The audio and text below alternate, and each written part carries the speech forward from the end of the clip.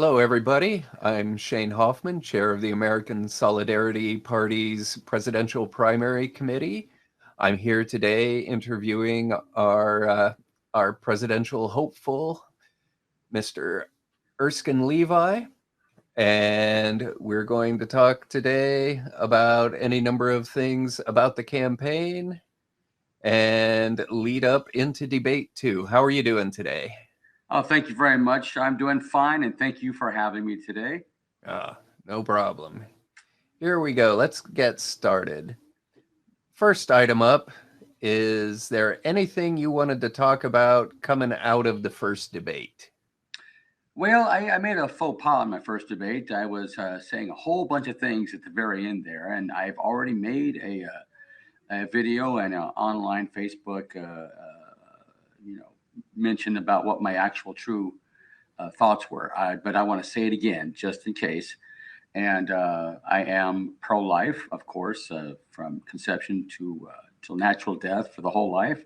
I am pro-traditional family. I am anti-death penalty and anti-euthanasia. I just want to make sure I make that clear. Anti-euthanasia. I accidentally said pro in my last debate, and whoops, I saw the comments come up and said, "Oh man." I messed up on that one, but I do have my beliefs. My beliefs are not messed up. It's just maybe my mouth doesn't work all the time. So there is one other thing I want to mention, and I think my wife brought this up. On my webpage, it says I had military experience with the United States Army, and I was a captain. I spelled it out on my webpage. I was a captain. Yes, I made it from private to the rank of captain. I had 3 years regular Army, 15 or so years California Army National Guard, and the last couple of years with the Army Reserves. While I was in the California Army National Guard, as when I made the rank of captain.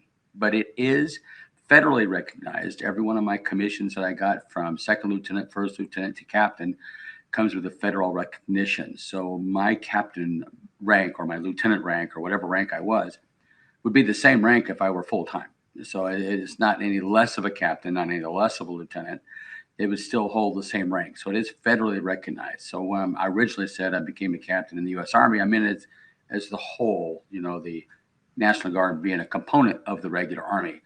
So I do want to spell out, in case anybody was wondering, I did make the rank of captain while I was in the California Army National Guard. So that's where I get that. So I didn't say that in the last debate, but, I just want to make sure I clear that up right now. All right. Thank you. Yeah. Thank you. Now we'll launch into the regular questions. Okay. This was a piece of advice that was given to me early in one of my campaigns, so I'm going to go ahead and ask it of all of our candidates. Okay. It's said that a campaign can support as many things as it wants to, but needs to limit itself to maybe 3 key topics. As close to an elevator speech as you can get, what are those 3 core pieces of your campaign? Well, as you know, the president of the United States has to deal with a lot of issues, but my 3 main core parts are as you call it, the elevator speech, would probably be I know the Roe versus Wade got taken out of the federal courts with the Dobbs decision, but now I would work on seeing either how to get all 50 states to comply. As president of the United States, there's different things you can do. And or go through legislation that would at the federal level that would somehow get comply with the pro-life agenda. I'd like to see all 50 states be pro-life. And the next thing, believe it or not, is the economy. So whatever I have to do to fix the economy, work on the economy. So as they call it, the economy stupid kind of thing. Our economy is going into recession, inflation things. We need to do some stopgap measures to bring us out of that. And printing billions and billions and trillions of dollars isn't doing it. That's messing up. That's messing up the value of the dollar. So work on the economy. And then, believe it or not, I would like to work on getting rid of nuclear weapons. Now, I know if I just said, let's all get rid of nuclear weapons, there'll be some rogue states, rogue countries, and rogue terrorist groups that will not. But I think if the United States has 5,000 and Russia has 5,000, I think, getting rid of, 4,500 of them each would be pretty good. And then we watch each other do it so we'll know what's being gotten rid of and destroyed. That's better than what we have. Right now, we can kill the world 30 or 40 times over. I'd rather just be able to kill the world once. Not, okay, I'm joking. I don't want to do that. But it hasn't been done since we started the nuclear program in the 40s. So I would like to see us get rid of as many nuclear weapons as we can. And that's one of the things I would push as president. Right. All right. Thank you. Next question. After the first debate, something I heard from a few people was that it was a little hard to tell one candidate from another. I mean, we all follow that whole life ethic, and they felt that the candidates might have seemed a little interchangeable. Could you give our audience something significant about the Levi campaign that makes you more than a generic Pelican? I kind of have mentioned this before, but I have some experience. Not that that's a requirement. The only requirements to be president of the United States is 35 years of age. I'm pretty sure we all match that. I'm not going to ask. You have to have lived in the country for the past 14 years before you declare yourself a candidacy for president. And you have to have been naturally born in this country. So I'm pretty sure, I've not found out for sure, that we all match that. So yeah, interchangeable in that way. But I come with things that aren't required. I have elected experience in San Gabriel Valley, California, and I was a delegate when I was a Republican to the Republican Party, a California delegate. I was a delegate when I became part of the ASB, so I got some experience that. I'm applying to be a delegate this time, also along with running for president. So I've had some experience actual holding elected offices, and this may come off to some people as being a warmonger, but I think with my military experience, I think I differ from anybody else on the ticket right now. I know I was not a general, but I worked with generals. I came up with combat plans for generals. They sometimes approved them or not approved them or borrowed. I was part of the general staff to do that. I know how military is fought. I've worked at the battalion, the squadron level. I've worked at the division level. I've worked with what they call the Army level, not the whole Army, but that's the level of planning for combat. And so I kind of know how everything works. So I don't want a war, but if we ever had to war, if we had to go to war, I'm pretty sure I have enough information in my brain to be able to win the war. I will obviously listen to my generals, but if they say, oh, but Mr. President, we can't or can't do this, I'm going to go, oh, yes, you can, because I did it when I was a captain. So let's get on to it. I'm pretty sure I would have shot down a balloon much faster than was shot down last year. And they can try to explain spin their way out of it. It won't work. And the fact that I was a law enforcement officer, I think they're the part of the executive branch enforcing laws. Well, the president is the chief executive officer of the executive branch of the federal government, again, also enforcing laws.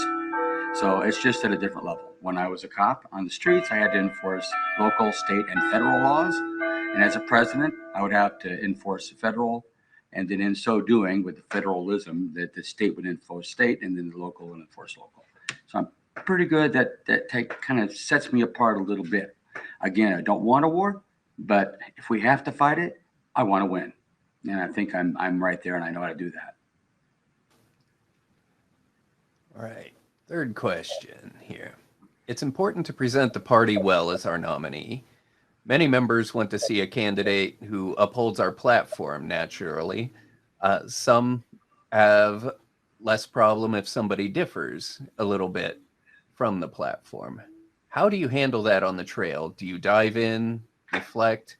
What do you do, particularly if asked a direct question that would highlight a difference? Well, unlike a lot of current politicians, and not all of them, I'm pretty sure there are some honest ones out there. I just tell the truth. I don't try to dodge it. I don't try to deflect. In fact, I don't know how to deflect. So usually when a question comes to me, I answer it. Anyway, so I don't deflect anything. I try not to. I will answer the question, and I'll tell them why. And so if I get a direct question about a certain aspect of the platform of American Solidarity Party, I will answer it, but I will try to give them why. And I will be honest, if I don't know the answer, and I've read the whole platform, but if I don't know the answer for sure, I will research it and look it up and come back with an answer. But I will definitely come back with an answer. I won't deflect. I won't talk about something else.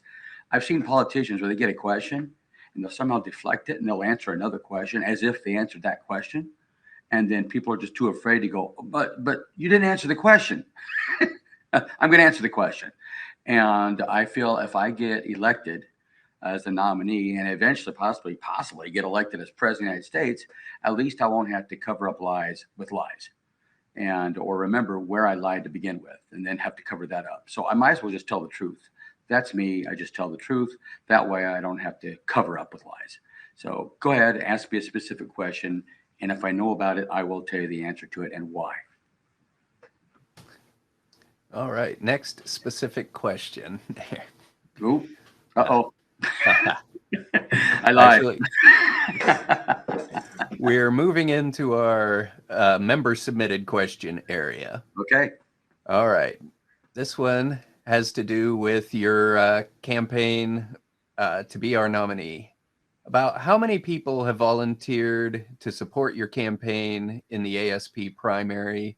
What sort of activities are they doing for you? And what approach would you take to recruiting volunteers for your general election campaign? All right. Well, I have people that have direct messaged me or the way they talk backed up something I've said on Facebook. But as for the exact number of who might back me up, I really I can't tell. And they're very people keeping their cards close to their chest and not letting that out. We don't want to mess up the primaries. I have family members that are backing me up. I have family members in North Carolina who are joining the American Solidarity Party. Even then, I don't even know how many, but I've had them direct message me. They're going to join the ASP because I've talked to them about it, and I put up my my webpage on their sites, and people are getting interested. I'm assuming at this point I'm doing it kind of by myself. My wife is probably my main political advisor. She'll tell me what I'm doing wrong or right. She's good at that. We've been married for 40 years, so I got one of those. So she does help me out. I have to admit that she'll bring up something that I never thought of. And I'm the one in the position, but she'll bring up like from a civilian point of view. Well, didn't you think of this? Oh, I don't. No, you're right. I better. And so she's probably on my campaign for sure, giving me some advice. If I win the primaries, I'll probably be able to enlist the help of more people. I'll get more people to actually join a team. I do not have a treasurer. I've already put out, I'd like to have a treasurer. I'd like to have a small campaign staff. And I think, again, people are holding the cards close to their heart and they don't want to commit. So if I do win the nomination, I will definitely probably get more people. And I'll put out another call for volunteers and I'll put down what I'd like people to volunteer for. So I'd like people to volunteer for campaign treasurer, maybe assistant treasurer, because we like too deep. Campaign manager, although I kind of know what I'm doing. I've been a campaign manager, but it's like being your own lawyer in a court system. You don't want to be your own lawyer if you have to go to court. So yes, I know how to do it, but I'd like someone to be the campaign manager, maybe a volunteer coordinator. And as president, running for president, it's hard to go door to door, but it is easy to get volunteers to get on the phone and call other states, call other people in charge of those states. And I'm pretty sure I can gain some help from some people in my family. I got cousins back east, but I would probably gain more help from people in the ASP who once they know who the nominee is, and if that happens to be me, I'll get more volunteers. That's my plan so far. All right. Next question, also member submitted. If you're not the nominee, will you support the nominee in any fashion, such as vice president or in running another race to promote the party in the campaign, or perhaps with directly with your talents supporting the campaign? Well, here's my plan. I actually have a plan for that. I'm running for the nomination of president. If for some reason that doesn't happen, I'll see what I can do about being the vice president. I've already thought of that.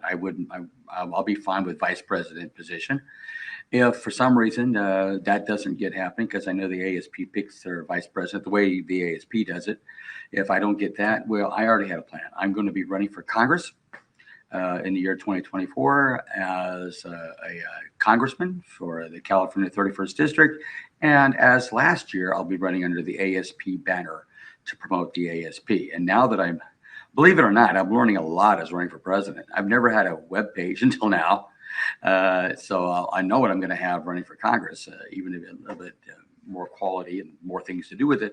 But I will be running for Congress if I don't get either the president or the vice president slot. So yes, I will be carrying the ASP banner. Now, all bets are off. If for some reason the ASP nominee actually becomes president of the United States, well, then I'll volunteer to be the Secretary of Defense, Secretary of Joint Chiefs of Staff. I'll be maybe Secretary of the U.S. Army, maybe an Undersecretary. I'll be helping whoever the nominee is they happen to become president to work on their campaign, work in their cabinet, and help them be a successful president of the United States. All right, thank you. That concludes the questions. There is just a little bit more. First, I want to let people know that if they want to follow your campaign, let me bring up your website here. They can go to Erskine Levi for president of it's the shortened version of the United States, Erskine Levi for president of the UN.GoDaddySites.com. You can go there and find your social media handles. Yeah, my wife got me on that one. She goes, "It looks like you're running for president of the United Nations." I go, "Well, that's all they gave me when I put all that. That's what it chopped down to." So, yeah, and on my Facebook account, and I periodically put up blogs on my webpage. So, in the beliefs and the various stances I have, and so you'll find that kind of stuff up there. But Facebook webpage. I do Twitter, but it's more of I kind of Twitter off something I like and Twitter off something I like. If I do get the nominee, maybe I'll add to the GoDaddy page, pay a little bit more, and be able to get buttons that actually shoot off all my stuff to Facebook and Twitter. Right now, it's a free site, so I'm just not able to do that. But I will change it if I become the nominee. All right. Do you have any closing remarks for any undecided voters or folks who are on the fence about joining the party to be able to vote in the primary? Well, I understand that if you want to vote in the primary, you have to get off the fence and come join our party before May 9th. But I wouldn't wait till that day. Something's going to happen. Your kid's going to get sick or something's going to happen. And May 9th's gone by. Now it's May 10th and it's a little too late. I suggest doing it now. We need help. We're on a good fighting side. We have good principles, good ethics, good platforms. And so we need your help. So come on over, get off the fence, and do it today. And don't wait till May 9th. And you too can become a voting member by the deadline date when we start voting for delegates and when we start voting for who the next nominee for president is. So come on by, come on down, get off the fence. Thank you very much. All right, thank you. And I look forward to seeing you again this weekend for the second presidential debate on Saturday night at 9 o'clock Eastern time. At 6 o'clock our time. I want to make sure I say that. 6 o'clock Pacific Standard Time. Get mixed up with those 3 hour, 2 hour, 1 hour differences here. All right. Well, good luck this weekend, and I will see you later. Thank you, sir. Mm-hmm. Have a good day. You too.